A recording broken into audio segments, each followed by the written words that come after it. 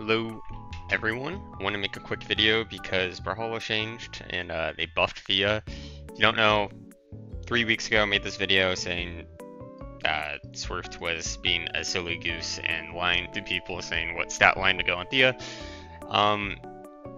Well, it turns out he knew the future because he's actually somewhat correct now. I'll get into somewhat in a second. But I used math, I pretty much just said super attack is way better. Well, super defense got changed, so now it takes 2 points away from speed stat. Before, it was 1 attack and 1 of something else, I don't remember. But I redid all the math.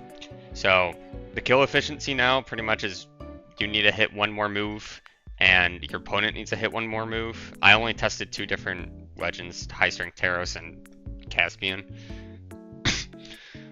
But it was pretty much 1-to-1.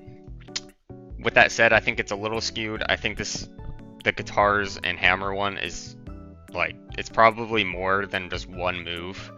And then the kill efficiency is probably similar to this. Also tested Lance, but it was also 1 move, not very important.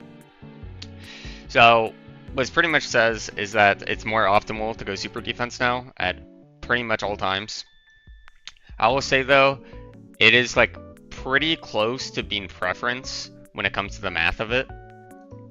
So for example, because this takes away 2 from speed and a super attack takes 1 from speed and 1 for dex, you can technically argue that you can go super attack because you have 8 speed instead of 7, right? Like I like Thea more on high speed because you have the survivability compared to any other legend in the game, right? Like if I'm off stage, I can pretty much guarantee that I'm going to live.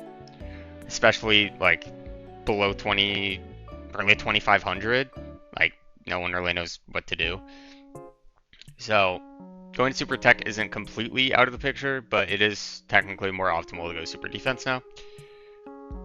In other news, Thea got a direct buff when it comes to signatures, which is kind of funny because I think it's the second time in 3 years she's been buffed, or since launch she's been buffed, and the second time in 3 months, so I find that interesting. Makes sense though, because I think she's honestly worse than where she was when she was kind of considered universally bottom 1.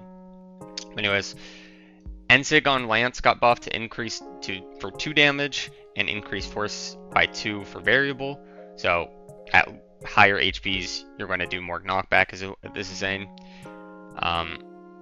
It's a whatever change. The sig is still terrible. It's by far Thea's worst sig. It's usable, but like, it's so punishable that it doesn't matter. Side stick rocket lamp decreased recovery time on miss by 2.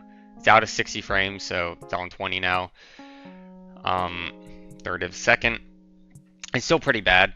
Or not pretty bad, I shouldn't say that. The signature is good, obviously, but if you miss this move like you did before, you're still going to be punished, right? There's so many active frames of this move that if you don't hit the beginning part of it, you pretty much get punished no matter what, right? That's a big reason why side sig on boots is good, is because there's such few active and recovery frames, so you're able to get out of it very easily.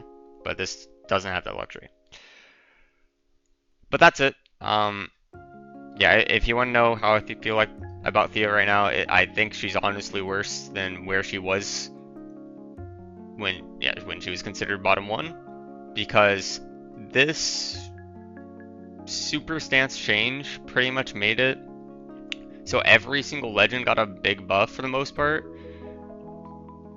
That was considered like bottom tier, and Thea really didn't, right? Thea still struggles in 1 of 2 areas, whereas most other legends don't really struggle in an area anymore. It's just like kind of mediocre, right? Another big one, I think Lucian has like kind of the same issue, but Lucian overall's kit is a bit better with the weapons. So hard to say, but that's how I feel like right now. Anyways, peace out.